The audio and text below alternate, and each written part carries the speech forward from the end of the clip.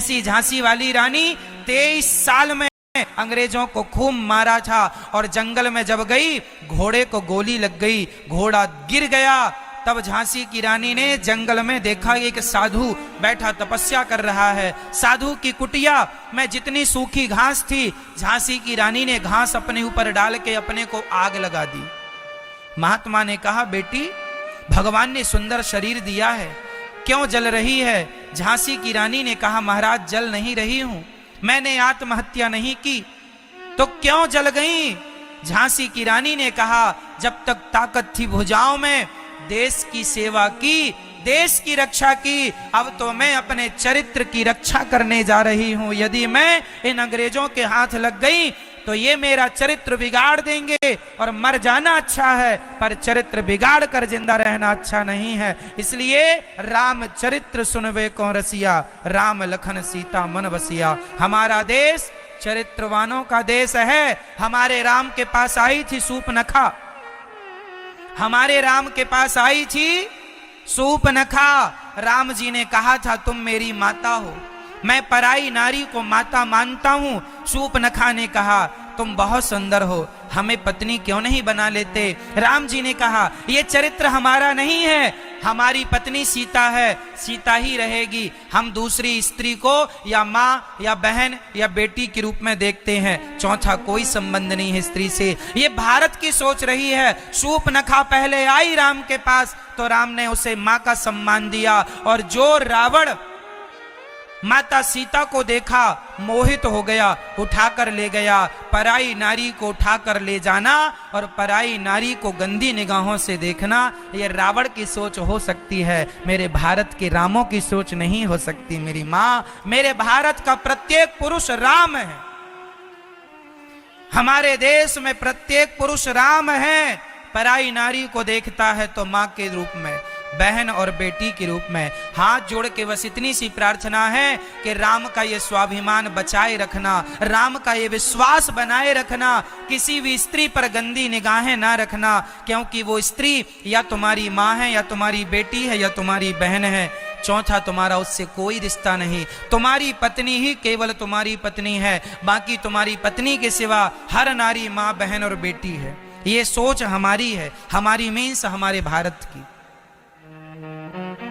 ये सोच हमारे पुरुषों की है। स्वामी विवेकानंद जी शिकागो में प्रवचन कर रहे थे। एक विदेशी महिला ने आकर कहा, तुम बड़े सुंदर हो, यदि तुम मेरे पति बन जाओ और मेरे गर्भ से तुम बच्चा पैदा करो तो तुम्हारे जैसे और विवेकानंद पैदा होंगे। तो एक काम करो, तुम मुझे पुत्र दो। स्वामी विवेकानंद जी अवाक रह गए। राम राम, ये महिला क्या कह रही है?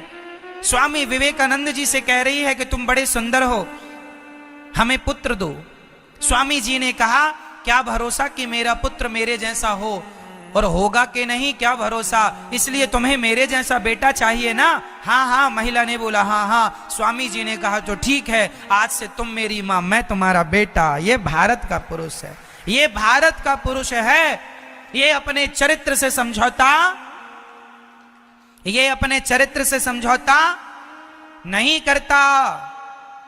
मर गई झांसी की रानी, उसने चरित्र से समझौता नहीं किया। आज हमारे कुछ बच्चे विदेश पढ़ने जाते हैं और विदेश पढ़ते हैं, विदेशों में तो वो विदेशी कल्चर अपना लेते हैं। आजकल के बच्चे पढ़ने जाते हैं और वहीं कॉलेज में वहीं वो संबंध बनाने लग जाते हैं स्त्रियों से, पुरुषों से, लड़के लड़कियों से। और ये गंदगी केवल इसलिए आ गई उनके दिमाग में क्योंकि आज विदेशी पढ़ाई पढ़ रहे हैं लोग। हमारी भारतीय पढ़ाई हमें सबसे पहले चरित्रवान बनाती है, और जो व्यक्ति चरित्रहीन है वो कितना भी पढ़ा लिखा हो, उसके जैसा मूर्ख कोई नहीं है। ऐसा विद्वान किस काम का जो चरित्रहीन हो? बोलो जी, आपको चरित्रवान लोग चाहिए या चरित्रहीन लोग चाहिए? देश का निर्माण, देश का विकास चरित्रवान लोग कर सकते हैं या चरित्रहीन लोग? रावण भी चरित्रहीन था, राम चरित्रवान थे।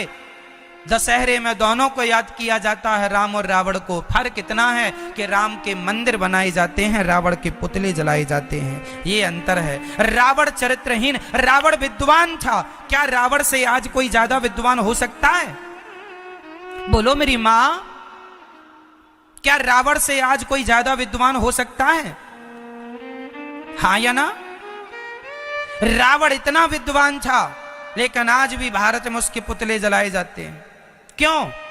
विद्वान तो था पर चरित्र का खोटा था, विद्वान तो था पर चरित्रहीन था। याद रखना मेरे देशवासियों, मेरे नौजवान भाइयों, तुम कितने भी विद्वान बन जाओ, आईएएस आईपीएस बन जाओ, कितना भी बढ़िया पढ़ के आ जाओ, पर चरित्रहीन हो तो तुम्हारी पढ़ाई बेकार है, क्योंकि तुमने अपना चरित्र दांव पे लगा दिया। सब कुछ पाया, चरित्र ना पाया, चरित्र गवाया, तो सब पाके चरित्र गवा के भी क्या पाया? सबसे बड़ा धन क्या है? बोलो बोलो मेरी मां। कैरेक्टर हमारा जो है, हमारा जो चरित्र है, वही हमारी सबसे बड़ी पूंजी है, वो हमारी सबसे बड़ी। इसलिए अपने बच्चों को किसकी शिक्षा दोगे आप? बोलो मेरी मां, जोर से बोलो मैया। नहीं बोलना, नहीं बोलना, आवाज तो आ ही नहीं रही हमारी। किसकी शिक्षा दोगे बच्चों को? चरित्र की। जोर से बोलो।